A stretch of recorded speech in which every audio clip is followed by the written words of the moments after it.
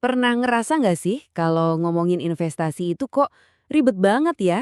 Nah, hari ini kita bakal bongkar semua mitosnya. Dan siap-siap, karena pembahasan kali ini bisa jadi bakal mengubah total cara pandang Anda soal uang. Kita mulai dari sini nih, sebuah pernyataan yang lumayan provokatif. Ingat kan pas pandemi kemarin, tiba-tiba semua orang jadi investor saham, jadi investor kripto. Tapi pertanyaannya adalah, itu beneran investasi atau jangan-jangan cuma judi gaya baru? Nah, jadi batasannya di mana dong? Yuk kita coba bedah bareng-bareng, apa sih bedanya investasi yang beneran sama yang ya cuma kedoknya doang?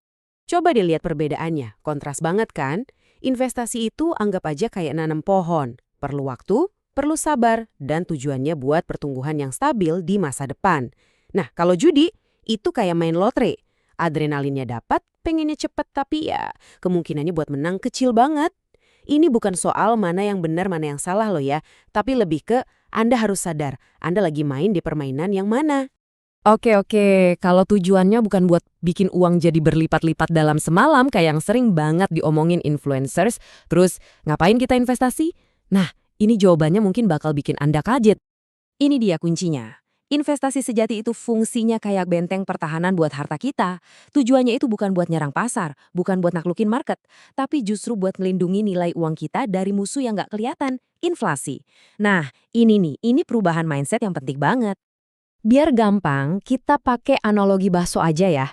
Coba bayangin, hari ini uang 20.000 bisa dapat semangkok bakso. Nah, tujuan investasi itu cuma buat mastiin 10 tahun lagi uang Anda itu masih bisa beli semangkok bakso yang sama.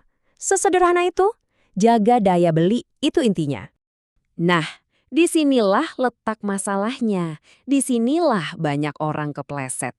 Begitu keinginan buat cepat kaya itu lebih dominan, tujuan awal yang tadinya buat mempertahankan kekayaan, malah berubah jadi mempertaruhkan kekayaan. Anda udah nggak lagi melindungi uang, tapi malah mempertaruhkannya. Oke, sekarang kita masuk ke bagian yang mungkin paling kontroversial dari semua ini. Siap? Ternyata nih, ada loh orang-orang yang seharusnya dilarang buat investasi. Beneran, Anda nggak salah dengar. Kita kan setiap hari dicekokin pesan, ayo investasi, semua orang harus investasi. Tapi pertanyaannya, emang itu nasihat yang pas buat semua orang? Dalam kondisi apapun? Jawabannya, menurut sumber kita, tegas, enggak. Kalau Anda masih pusing sama utang, atau bahkan buat kebutuhan pokok aja masih pas-pasan, investasi itu ibarat mau bikin atap rumah tapi fondasinya aja belum jadi. Itu bukan strategi, itu namanya cari penyakit, resep bencana. Prioritasnya ya beresin dulu fondasi keuangan Anda sampai kokoh. Oke, kita udah tahu siapa yang seharusnya jangan investasi dulu. Sekarang gimana caranya investasi yang benar? Nah, ini kita bakal ngebongkar mitos besar lainnya, yaitu anggapan kalau kunci sukses investasi itu soal nemuin saham ajaib berikutnya. Ini dia nih plot twistnya. Kunci sukses investasi itu bukan dimulai dari analisa grafik di layar monitor, bukan. Tapi dimulai dari ngaca. Iya beneran, lihat kondisi diri sendiri dulu. Ada 3 pilar utama yang harus Anda cek. Pertama, penghasilan Anda, stabil nggak? Cukup nggak? Kedua, manajemen risiko. Anda paham nggak sama risikonya? Dan ketiga, tanggung jawab Anda. Ada siapa aja yang bergantung sama Anda? Kalau salah satu dari 3 pilar ini aja goyang, seluruh bangunan investasi Anda bisa ambruk. Patokannya gampang. Ingat aja ini. Investasi yang benar itu harusnya bikin tidur Anda nyenyak, bukan malah bikin rambut rontok.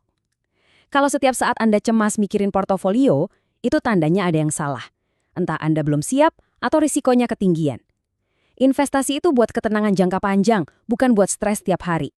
Oke, banyak banget mitos yang udah kita runtuhin ya. Jadi kalau investasi bukan jalan pintas jadi kaya, terus gimana dong caranya jadi kaya? Nah, ini dia bagian puncaknya. Mungkin ini insight yang paling penting dari semua yang kita bahas hari ini. Rahasianya tuh ini, kita harus bisa bedain dua permainan. Permainan pertama itu menciptakan kekayaan. Caranya, ya kerja, nambah skill, bangun bisnis. Permainan kedua itu mempertahankan kekayaan. Nah, disinilah peran investasi. Jadi, Anda investasi bukan buat jadi kaya. Anda investasi supaya bisa tetap kaya. Apalagi nih buat Anda yang masih muda. Aset terbesar Anda itu bukan saldo di rekening loh, tapi diri Anda sendiri. Umur Anda, skill Anda, koneksi Anda, bahkan jatah gagal Anda. Ini yang namanya modal manusia. Dan percayalah, potensi modal manusia ini buat menghasilkan uang jauh lebih gede dari return saham manapun. Coba bayangin hidup kita kayak jungkat-jungkit. Waktu kita muda, sisi modal manusia kita berat. Tenaga masih banyak, waktu luang, sisi modal uang kita ringan.